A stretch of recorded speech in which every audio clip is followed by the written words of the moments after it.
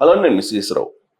దక్షిణ భారతదేశం మీద వివక్ష, దక్షిణ భారతదేశ ప్రజలు అనాగరికులు అనేటువంటి కామెంట్స్ని ప్రత్యేకించి తమిళనాడులో ఉండేటువంటి వాళ్ళు అనాగరికులు అనేది కేంద్ర విద్యాశాఖ మంత్రిగా ఉన్నటువంటి ధర్మేంద్ర ప్రధాన్ గారు పార్లమెంటు వేదికగా చేసినటువంటి వ్యాఖ్యలు ఇప్పుడు దేశవ్యాప్తంగా దుమారం రేపుతున్నాయి. సహజంగా ప్రాంతీయతత్వం కానీ, మతతత్వం కానీ, కులతత్వం కానీ చాలా సున్నితమైనవి. ఇలాంటి వాటి విషయంలో ఆచితూచి వ్యవహరించాలి. కానీ ధర్మేంద్ర ప్రధాన్ తన అభిప్రాయాన్ని మరి ఎందుకు పంచుకుంటూ స్లిప్ అయ్యారో కానీ అనాగరికులు తమిళనాడు వాళ్ళు అన్నారు. జనరల్గానే దక్షిణ భారతదేశం మీద ఒక చిన్న చూపు ఉంటుంది ఉత్తర భారతదేశంలో ఉండేటువంటి నాయకులకి. అంతేకాదు, ఢిల్లీ కేంద్రంగా చేసుకుని మనం కనుక పరిణామాలు చూస్తే దక్షిణ భారతదేశం వాళ్లకు ఇప్పటికీ కూడా చాలా ప్రాంతాల్లో ఇంటిని అద్దెకు కూడా ఇవ్వరు. ఇది వాస్తవం, నేను స్వయంగా అనుభవించాను. ఎందుకంటే నేను ఢిల్లీలో పనిచేసినప్పుడు కూడా కొన్ని ప్రాంతాల్లో తప్ప మిగిలిన ప్రాంతాల్లో దక్షిణ భారతదేశం వాళ్ళకి అసలు ఇల్లు రెంట్కి ఇవ్వరు. పైగా తమిళనాడు వాళ్ళకి, కేరళ వాళ్ళకి అసలు ఇవ్వరు. కనీసం తెలంగాణ, ఆంధ్రప్రదేశ్ వాళ్ళకి అక్కడక్కడ ఇస్తూ ఉంటారు. బట్ తమిళనాడు, కేరళ వాళ్ళకి అసలు ఇవ్వరు. ఇది ప్రత్యక్షంగా చూసినటువంటి అనుభవం. ఇప్పుడు తాజాగా విద్యాశాఖ మంత్రి ధర్మేంద్ర ప్రధాన్ గారు చేసినటువంటి కామెంట్లు చూస్తే అనాగరికులు దక్షిణ భారతదేశం వాళ్ళు లేదా తమిళనాడు వాళ్ళు అని అంటే, మరి ఎందుకు ఉత్తర భారతదేశం, దక్షిణ భారతదేశం మధ్య విద్వేషాలను రెచ్చగొట్టేటువంటి ప్రయత్నం ఇప్పుడు కేంద్ర ప్రభుత్వం చేస్తుంది అనే దాని మీద మనం విశ్లేషణ చేసుకుంటే కనుక దాని ప్రభావం ఎక్కడి వరకు వెళ్ళిందంటే, ఇప్పుడు ఉత్తర భారతదేశంలో ఉండేటువంటి వాళ్ళు బహుభార్యత్వాన్ని, భర్తత్వాన్ని కలిగి ఉంటారు అనేది ఇప్పుడు తమిళనాడులో ఉండేటువంటి సీనియర్ పొలిటీషియన్ అలాగే మంత్రి దురై మురుగన్ చెప్తూ ఉన్నారు. ఈ దురై మురుగన్ ఏం చెప్తున్నారు? ఒక భార్య అనేక మంది భర్తలను కలిగి ఉంటారు ఉత్తర భారతదేశంలో, అలాగే ఒక భర్త అనేక మంది భార్యలను కలిగి ఉంటారు, మీది ఒక సంస్కృతేనా అని చెప్పి విరుచుకుపడ్డారు. లాస్ట్కి మహిళల చుట్టూ తిరుగుతుంది. ఒక మహిళ 10 మంది భర్తలు కలిగి ఉంటారు, ఒక భర్త 4-5 భార్యలతో సంబంధాలు ఉంటాయి. ఇలాంటివి కామెంట్స్ని దురై మురుగన్ చేశారు, తమిళనాడు మంత్రి. అక్కడేమో కేంద్ర మంత్రి ధర్మేంద్ర ప్రధాన్. వీళ్ళిద్దరూ చేస్తున్నటువంటి వ్యాఖ్యలు ఇప్పుడు భారతదేశ వ్యాప్తంగా కూడా సంచలనం రేపుతున్నాయి, వివాదం కూడా రేపుతున్నాయి. దీని అందరికీ కారణం ఏంటంటే, తమిళనాడు రాష్ట్ర బడ్జెట్, ఆ బడ్జెట్కి సంబంధించి మనకి సింబల్ ఉంటుంది, రూపీ సింబల్ ఉంటుంది. ఆ రూపీ సింబల్ని తీసేసి తమిళనాడులో పెట్టేశారు. ఆ రూపీ సింబల్ని కనుగొంది తమిళనాడుకు సంబంధించినటువంటి డిఎంకే మాజీ ఎమ్మెల్యే కుమారుడు, ఆయన కనుగొన్నారు. కానీ తమిళనాడులో ఉండేటువంటి పరిస్థితులు, తమిళనాడు రాష్ట్ర ప్రభుత్వం ఆ సింబల్ని తీసేసి తమిళ్లో ఉండేటువంటి సింబల్ని వేసుకుంది బడ్జెట్ పత్రాల మీద, బడ్జెట్ బుక్ మీద కూడా. త్రిభాష అనేదాన్ని మేము వ్యతిరేకిస్తున్నాం అని చెప్పి ఆ రాష్ట్ర ముఖ్యమంత్రి స్టాలిన్ అనేక సందర్భాల్లో చెప్పారు. హిందీ అనేది కనిపించకూడదు రాష్ట్రంలో అనేటువంటి విధంగా అక్కడ పరిస్థితులు ఉంటాయి తమిళనాడులో మీరు ఎక్కడ పోయి చూసినా కానీ హిందీ కనిపించదు, దాదాపుగా ఎక్కడ కూడా కనిపించదు. తమిళ్ మాత్రమే కనిపిస్తూ ఉంటుంది. బోర్డులు మీకు ఇతర భాషల్లో ఎక్కడ కనిపించదు. ఇంగ్లీష్లో అక్కడక్కడ రాసి ఉంటుంది తప్పితే ఇంగ్లీష్ని కూడా చాలా పరిమితంగా వాడుతూ ఉంటారు వాళ్ళు. తమిళ భాష అనేది ప్రాచీన భాష, అది నాగరిక భాష అని భావిస్తుంటారు. తమిళ ప్రాచీన హోదా కూడా ఉంది, అందుకే వాళ్ళు ఆ భాషను అంత గౌరవిస్తారు. మాతృభాషని అంతగా ఎక్కువ గౌరవించేటువంటి వాళ్ళలో తమిళ ప్రజలు ఉంటారని చెప్పి అనుకోవచ్చు. సో ఇప్పుడు అక్కడ ఉండేటువంటి ముఖ్యమంత్రి స్టాలిన్ ఇప్పుడు ఏమంటున్నారంటే, త్రిభాషా విధానం మాకు వద్దు అంటున్నారు. ఎందుకంటే జాతీయ స్థాయిలో ఒక విద్యా విధానాన్ని తీసుకురావాలని కేంద్ర ప్రభుత్వం తాజాగా ఒక నిర్ణయం తీసుకుంది. ఈ అకాడమిక్ ఇయర్ నుంచే జాతీయ విద్యా విధానం ప్రారంభం కాబోతుంది. దాంట్లో త్రిభాషా విధానం, ఖచ్చితంగా హిందీ నేర్చుకోవాలి జాతీయ భాష కాబట్టి అనేటువంటిది ఉంది, మాకు వద్దు అని చెప్పి చెప్తూ ఉన్నారు.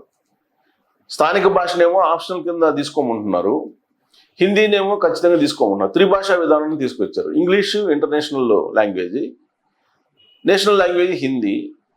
స్థానికంగా ఉండేటువంటి భాషను మీరు నేర్చుకోరా అనేది మీ ఇష్టం, ఆప్షనల్ అనేటువంటి విధంగా జాతీయ విద్యా విధానం ఉంది. సరిగ్గా ఈ పాయింట్ దగ్గరనే స్టాలిన్ వ్యతిరేకిస్తూ ఉన్నారు. వ్యతిరేకిస్తూ అసలు మేము హిందీ ఎందుకు నేర్చుకోవాలి అనేటువంటి వాదాన్ని వినిపిస్తున్నారు. ఆ వాదానికి చంద్రబాబు నాయుడు గారు కానీ లోకేష్ గారు కానీ సమాధానం చెప్పారు. భాష నేర్చుకోవడం అనేది ఇంపార్టెంట్, ఎన్ని భాషలైనా నేర్చుకోవచ్చు, హిందీ అంటే వ్యతిరేకించాల్సినటువంటి అవసరం లేదు అనేటువంటి అభిప్రాయాన్ని వాళ్ళు వ్యక్తం చేస్తున్నారు. అయితే ఇప్పుడు తమిళనాడు వర్సెస్ ఢిల్లీ అనేలాగా ఒక యుద్ధం జరుగుతుంది. దేశవ్యాప్తంగా దీని మీద చర్చ జరుగుతుంది. దక్షిణ భారతదేశం, ఉత్తర భారతదేశం. ఈ దక్షిణ భారతదేశం, ఉత్తర భారతదేశం అనేటువంటి ఇష్యూ చాలా కాలంగా ఉంది, నివురు కప్పిన నిప్పులాగా ఉంది. ప్రత్యేక తెలంగాణ ఉద్యమానికి సంబంధించి మనం ఏ విధంగా అయితే పరిస్థితులను చూసామో అదే తరహాలో ఇప్పుడు ఉత్తర దక్షిణ భారతదేశానికి సంబంధించినటువంటి ఒక ఉద్యమం వచ్చేటువంటి అవకాశం ఉంది. ఎందుకంటే అనాదిగా ఉత్తర భారతదేశానికి సంబంధించినటువంటి నాయకుల పెత్తనం దక్షిణ భారతదేశం మీద కొనసాగుతుంది. పైగా కేంద్ర బడ్జెట్లో కానీ నిధుల కేటాయింపులో కానీ ఉత్తర భారతదేశానికి సంబంధించినటువంటి రాష్ట్రాల కంటే కూడా దక్షిణ భారతదేశానికి సంబంధించిన రాష్ట్రాలకు తక్కువగా కేటాయింపులు ఉన్నాయి. రాబోయేటువంటి రోజుల్లో నియోజకవర్గాల పునర్విభజన జరగబోతుంది. దాంట్లో దక్షిణ భారతదేశానికి భారీగా అన్యాయం జరిగేటువంటి అవకాశం ఉంది అనేటువంటిది కూడా వినిపిస్తుంది. ఎందుకనంటే కేంద్ర ప్రభుత్వం అప్పట్లో ఫ్యామిలీ ప్లానింగ్ని అమలు చేయాలని చెప్పి అన్ని రాష్ట్రాలకి చెప్తే దక్షిణ భారతదేశానికి సంబంధించిన రాష్ట్రాలు మాత్రమే పగడ్బందీగా ఫ్యామిలీ ప్లానింగ్ని అమలు చేసాయి, కుటుంబ నియంత్రణని. దాని కారణంగా దక్షిణ భారతదేశం యొక్క జనాభా తగ్గింది. ఉత్తర భారతదేశంలో ఉండేటువంటి రాష్ట్రాల్లో కుటుంబ నియంత్రణని పాటించలేదు. దాంతో అక్కడ జనాభా సంఖ్య పెరిగింది. జనాభా ప్రాతిపదికన ఇప్పుడు కనుక నియోజకవర్గాల పునర్విభజన చేస్తే ఉత్తర భారతదేశానికి సంబంధించినటువంటి రాష్ట్రాలకు ఎక్కువగా నియోజకవర్గాలు వచ్చేటువంటి అవకాశం ఉంది. అంటే ఎప్పటికీ ఉత్తర భారతదేశానికి ఆధిపత్యం ఉంటుంది అనేటువంటి వాదన వినిపిస్తుంది. ఇలాంటి సందర్భంలో ఇప్పుడు అనాగరికులు దక్షిణ భారతదేశం సంబంధించినటువంటి వాళ్ళు అనేటువంటి అంశం. అలాగే ఇటీవల కాలంలో కాంగ్రెస్ పార్టీకి సంబంధించిన ఎన్ఆర్ఐ విభాగం అధ్యక్షుడు శామ్ పిట్రోడా కూడా దక్షిణ భారతదేశానికి సంబంధించినటువంటి వాళ్ళని కించపరుస్తూ మాట్లాడారు. స్కిన్ టోన్ గురించి మాట్లాడారు. దక్షిణ భారతదేశానికి సంబంధించినటువంటి వాళ్ళ స్కిన్ టోన్ గురించి మాట్లాడారు. అలాగే ఆఫ్రికన్స్కి సంబంధించిన డిఎన్ఏ కలిగినటువంటి వాళ్ళు అనేటువంటి వ్యాఖ్యలు కూడా చేశారు దక్షిణ భారతదేశం వాళ్ళ మీద.